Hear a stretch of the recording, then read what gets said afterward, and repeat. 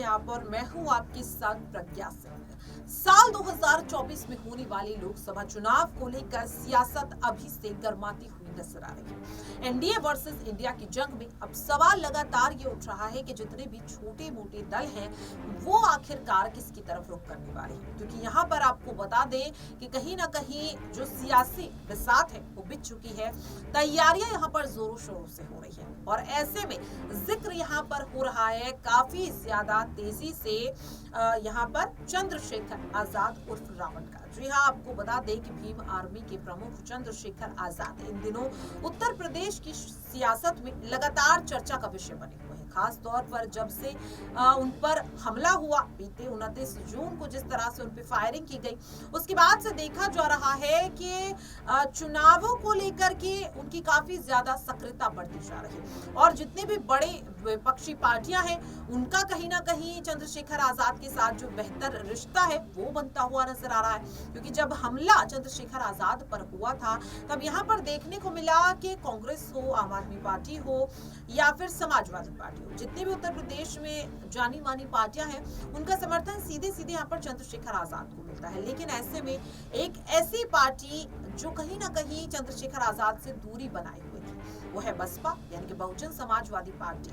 आखिरकार क्या वजह है कि बसपा सुप्रीमो मायावती चंद्रशेखर आजाद से दूरी बनाए हुए हैं, जबकि दोनों ही नेता एक ही दल से आते हैं, यानी कि एक ही समुदाय से आते हैं। दलित वोट बैंक पर दोनों की अच्छी पकड़ है और ऐसे में अगर दोनों नेता हाथ मिला लेते हैं तो कहीं ना कहीं यूपी की सियासत में इस गठबंधन को हिलाना काफी ज्यादा मुश्किल होगा। लेकिन फिर भी मायावती क्यों दूरी बनाती हुई यहाँ पर चंद्रशेखर आजाद से नजर आ रही है, ये सवाल हर किसी के मन में उठ रहा है। इस बीच आपको बता दें कि चंद्रशेखर आजाद अब कहीं ना कहीं उन्हीं के वोट बैंक को काटने का काम करते हुए नजर आ रहे हैं। क्या अपनी इस रणनीति में कामयाब हो पाएंगे या फिर आने वाले समय में चंद्रशेखर आजाद जो है वो किसी बड़ी पार्टी से हाथ मिलाते हुए नजर आएंगे? आखिरकार ऐसा क्यों कहा जा रहा है, अब आपको विस्तार से बता दें।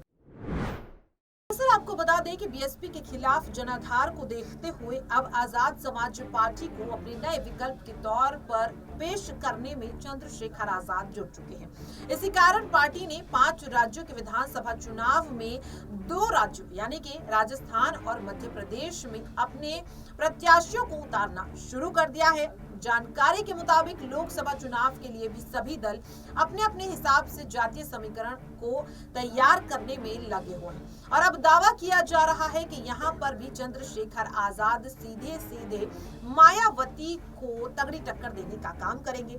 दरअसल आपको बता दें कि राजस्थान और मध्य प्रदेश में चंद्रशेखर आजाद का चुनावी मैदान में उतरना मायावती के लिए एक बुरी खबर हो सकती है। दरअसल आपको बता दें कि हाल ही में चंद्रशेखर आजाद राजस्थान पहुंचे थे और अब ये भी कहा जा रहा है कि चंद्रशेखर आजाद ने जिन जगहों पर राजनीति में अपनी जगह बनाने की कोशिश की है वहां पर सपा और बसपा की अच्छी पकड़ मानी जाती है और इसलिए इन दोनों ही पार्टियों को सीधे सीधे चंद्रशेखर आजाद टक्कर देने का काम करते हुए नजर आ रहे हैं और अब ऐसे में दावा किया जा रहा है कि चंद्रशेखर आजाद को कांग्रेस का भी समर्थन मिल सकता है।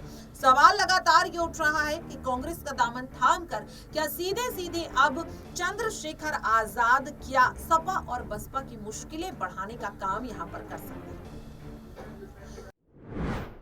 तो देखा आपने किस तरह से साफ तौर पर चंद्रशेखर आजाद ने राजस्थान और मध्य प्रदेश में जिस तरीके से दावा कर दिया है, क्या ये दावा अब सीधे सीधे सपा और बसपा के लिए मुश्किलें बढ़ाने का काम करेगा? और जिस तरीके से अब धीरे धीरे चंद्रशेखर आजाद और कांग्रेस के जो रिश्ते हैं वो बेहतर होते हुए नजर आ रहे हैं, क्या इस चीज को समझा जाए कि 2024 के चुनाव में चंद्रशेखर आजाद सीधे सीधे इंडिया अलायंस के साथ हाथ मिलाने वाले हैं? फिलहाल के लिए इस खास रिपोर्ट में इतना ही। देश और दुनिया की तमाम खबरों के लिए आप देखते रहिए नेक्स्ट 9।